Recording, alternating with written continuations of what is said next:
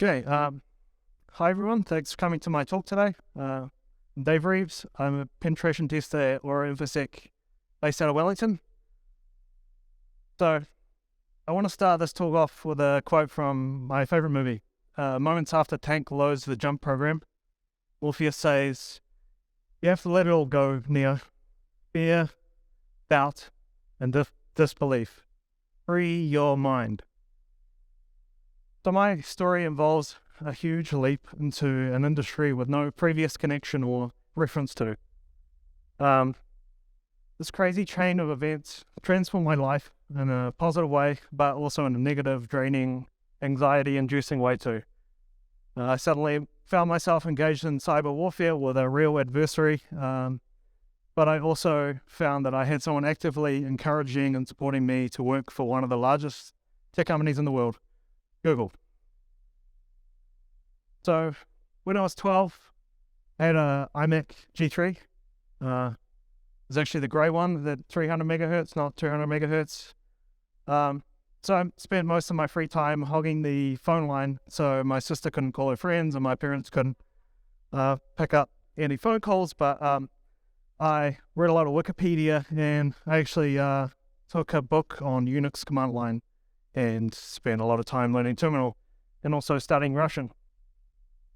So the first person I ever met through the internet was a Russian student from Chelyabinsk, and they were forced to study Chinese and politics. They didn't have a choice. So I had this fascinating idea of having another language inside my mind, but Russian is really difficult. The language I actually ended up being very proficient at is Chinese, which is wildly more complicated than Russian.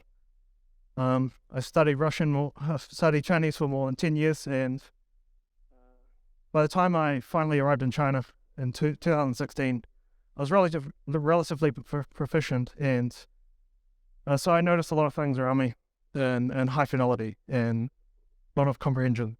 I noticed a lot of things about security because I was in Beijing. So if you go into any subway station in any of the 1, 2, or 3 tier cities in China, there's airport style security. There's a definite military presence, and you can see things like this propaganda from the People's Liberation Army, the Zhongguo Renmin Tifangzun. So these are the artillery forces, the armed police, the ground support division, the Navy, the infantry, the Air Force. But there's one missing. It's the nation-state hackers. But basically, this is American military doctrine, fifth dimensions operations, so land, sea, air, space, and information. So I not only continued to explore Beijing, but I was also learning a lot from the Chinese Wikipedia, Baidu Baiku, natively in Chinese. And I found this open market. But I decided that I didn't really want a Mao Zedong poster or a Xi Jinping plate. Instead, I found something of value on the street side. So there was a bookseller selling things, and curiously enough, there was this book on Google. So How Google Works, the Chinese translation. It's a book written by Eric Schmidt and Jonathan Rosenberg about Google's company culture. So the super interesting thing about this book is that the one line that's changed is about Google's attribution of Operation Aurora. It's been censored by the publisher, presumably from command of the Communist Chinese Party. But this book really put a seed in my mind about the whole nature of information warfare. So I continued traveling around and getting insights into Chinese culture. These are basically, school kids doing military marching. But it might be strange to see this kind of thing, but it makes total sense. The fact is that China had the second highest mortality rate of any country in World War II. And whether we like it or not, conflicts exist always. And this is actually a plane that I saw next to a children's playground. It's a Shenyang J5. It's a copy of the MiG-17, a Soviet aircraft made in the 60s. The reality is that military elements are really commonplace in China. This is the Tiangong 2 and the Shenzhou 11 Earth orbit docking that I saw in the PLA Air Force merchandise store. It's a really amazing achievement, actually, and it's quite understated. But the interesting thing is that Tristan Harris, former Google ethicist, he has talked about the differences between Douyin, the Chinese TikTok, and the Western version. And the Chinese version actually limits usage to 40 minutes and promotes content about space and science. And from a sample of students, the number one desired future for Chinese youth is to be an astronaut. So this is instantly recognizable as the Great Wall of China. And this ancient defense system exists because conflict is unavoidable in human society.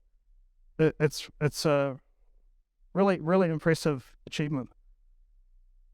So another really impressive achievement is the Great Firewall of China. It's a kind of defense system for China's people. It actually blocks outside access as well as blocking people from accessing Western services within it.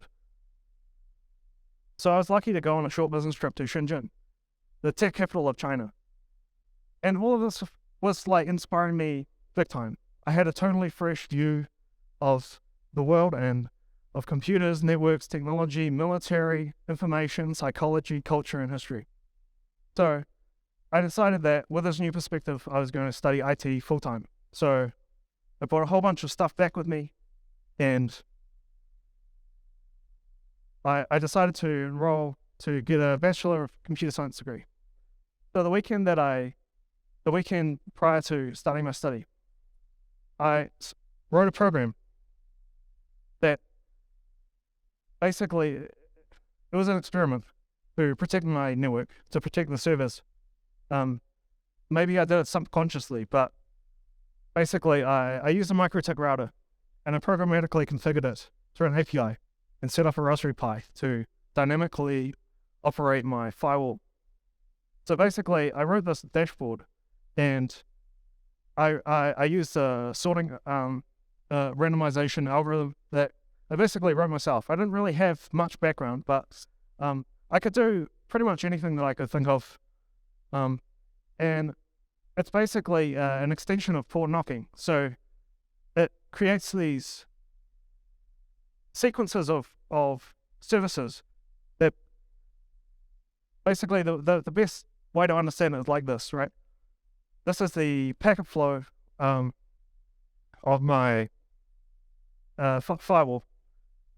So really, like, it's quite simple.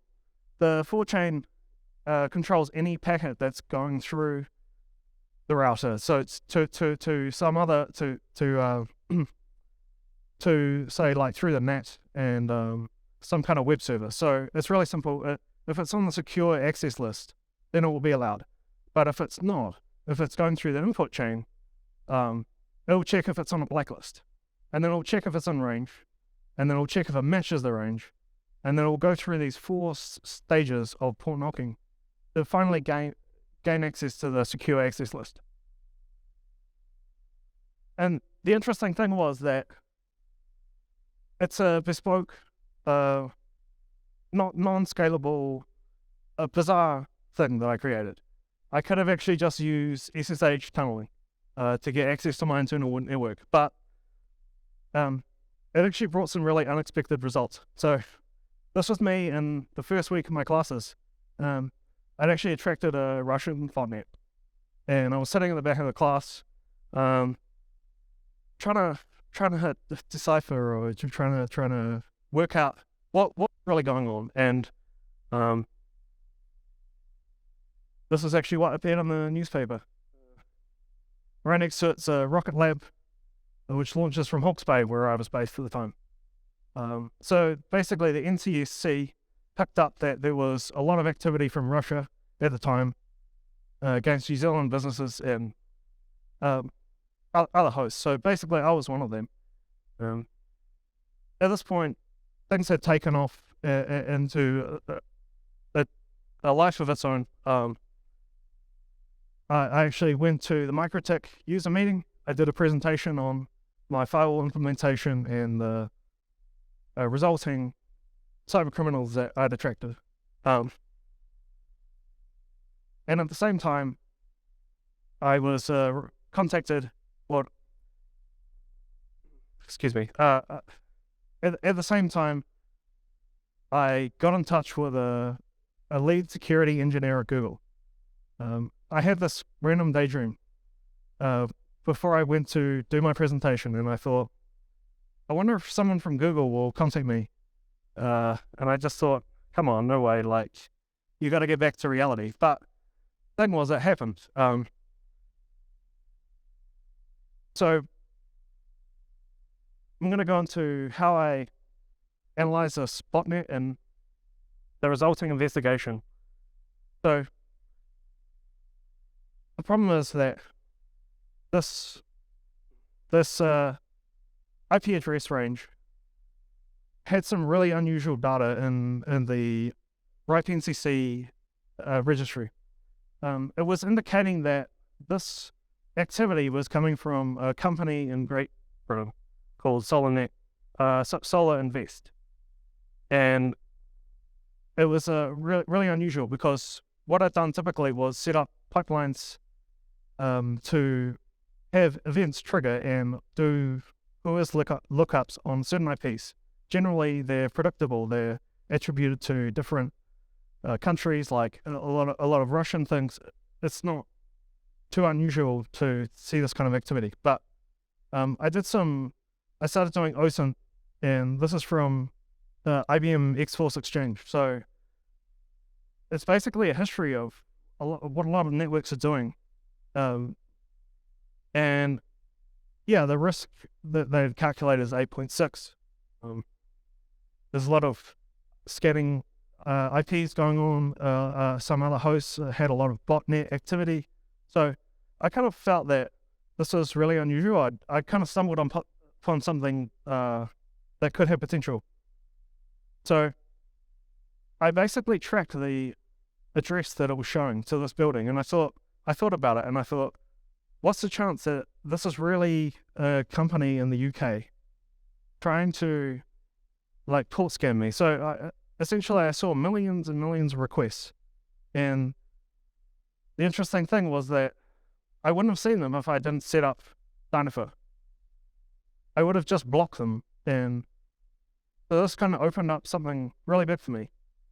And the way that I broke some ground was I actually captured all the packets and packet filtered and Microtech packet sniffer. And what I did was loaded them into Wireshark with a GeoIP database. And one day I came across that it said Russian Federation. I thought that was really bizarre that it didn't just say the UK. So I did some more looking up. I just, this is just a random GeoIP tool. So basically there were two different subnets in the autonomous system that were linked together. So I spent a lot of time reviewing BGP pairing relationships to try and figure out like what was going on. In the meantime, I looked up this company, Solar Invest UK Limited, and it had it was basically a child company of WeLink Energy Holdings with the same address as what's in the whois database. And then I found this Google Plus account, and it was the certificate of incorporation from Companies House UK. But the interesting thing was that the profile picture that is used in this, if you do a reverse lookup, it's only ever used on Russian websites. Also, I found them on Facebook as well, and they have this post saying, "Dear investors, we are proud to say we're launching a Russian language service," which I thought was really weird. I also used Wayback Machine to look up these domains that were advertised on the whois database, and I found that it was another random picture from the internet. So I kind of like, there was a fairly large footprint of dodgy activity around this company. So I started doing active recon with MMAP, and basically I tried to confirm that whether or not this botnet was really Russian. And so I had to connect to different VPNs and analyze the output in ZMAP and see if I could come across like a full path. And I found actually from comparing the BGP peering relationships that it was associated with a massive block of a massive autonomous system with 130,000 IP addresses. It's basically the Russian business network. And they hosted a whole bunch of things like adult websites, spam servers, VPS servers, undoubtedly used for cybercrimes. The one that was targeting me was only 768 IPv4 addresses and approximately 70 hosts. But it's not an insignificant amount of resources for a single criminal to have at their disposal. And of course, I found videos like Russian people talking about how this thing's a scam. And so it's kind of like, well, I think that's pretty conclusive. So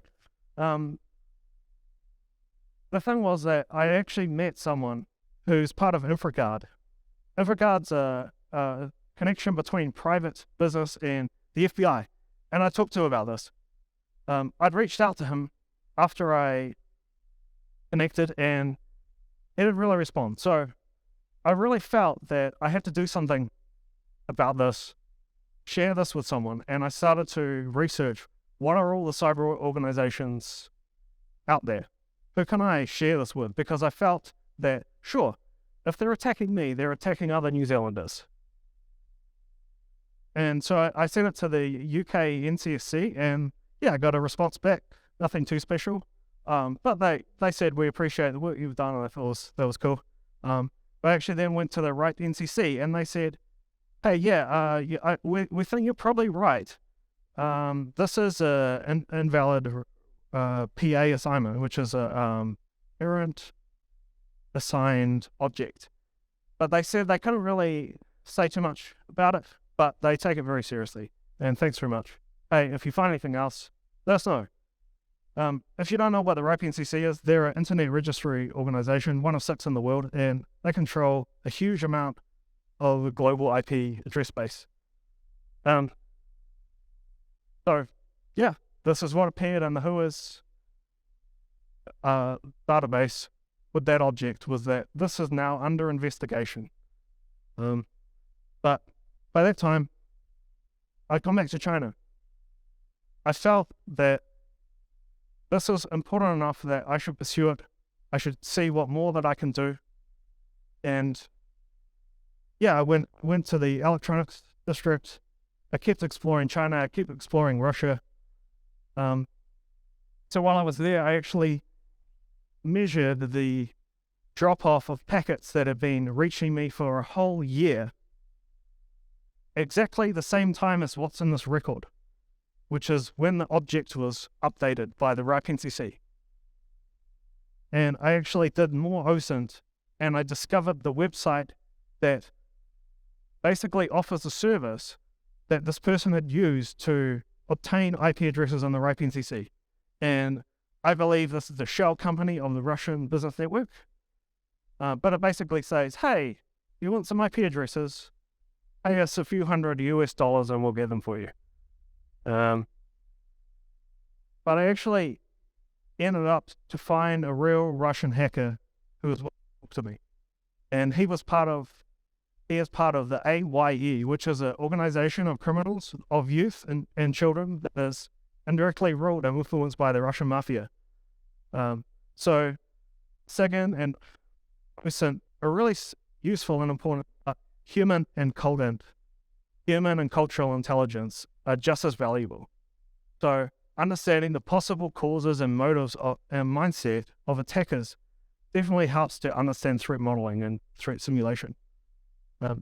These are photos that he sent me, holding real weapons. It's disturbing. So it was great to have some success, but it wasn't really that impactful. I hadn't really done anything. The botnet probably popped up somewhere else. So I went on to expand on and think about what more that I could do.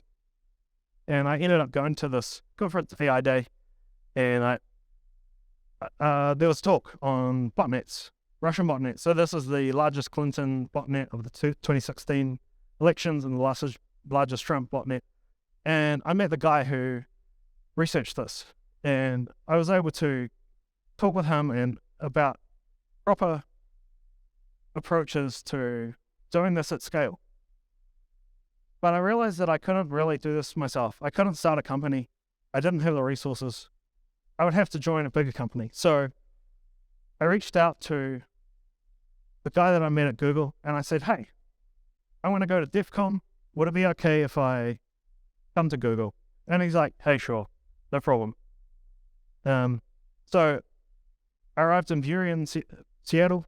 It's a lovely place, and I ended up going to Google, spending the day there, having conversations about all kinds of things, getting full support to get an internship in security at Google.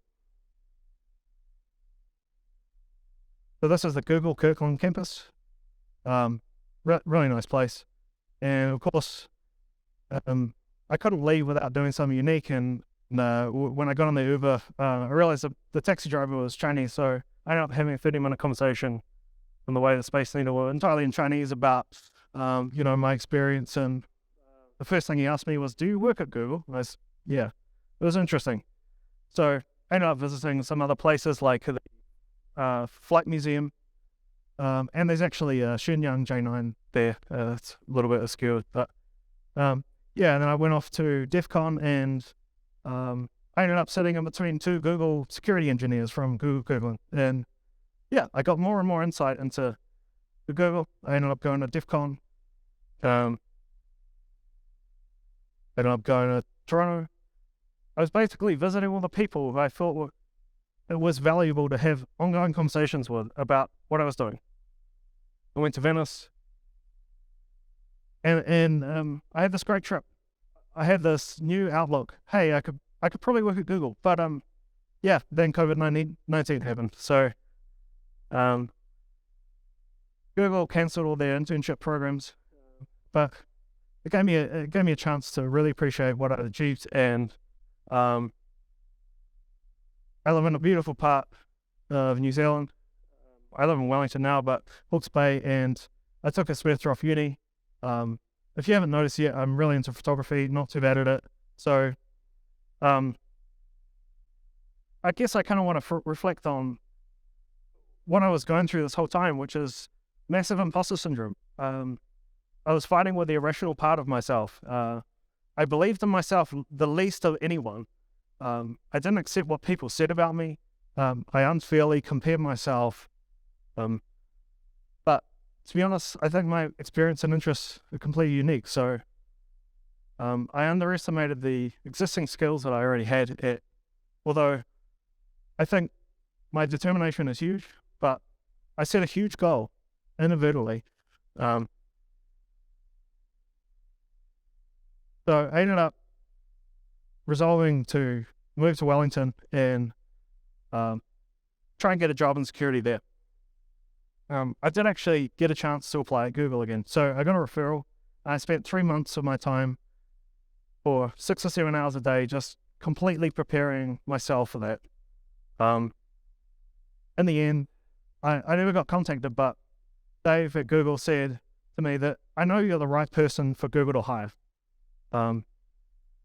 And when it was evident that I probably wouldn't get contacted, I was then offered a recommendation to Microsoft, Amazon, Meta, Salesforce, etc. I really wanted to do an internship at Google, and I thought it would change everything, but I realized that it had changed everything. So Google knows for every one hire that they make, there are dozens of equally competent people that they could have hired. But likewise, for every great technology company out there, there are dozens of equally great companies that I could work for. So I ended up applying for a bunch of jobs, and one of them was a sysadmin role at a security company. I didn't even know the name of it. before I applied, because it was through a recruitment agency. But I think it was safe to say that my background and experience was pretty interesting to them. So 5 minutes into the interview, both the principal consultants and the GM were messaging each other saying, hey, let's hire this guy as a intern. So 30 minutes later, I was offered a full-time permanent role. And now I work at Aura, which is part of, and I do web app and API testing.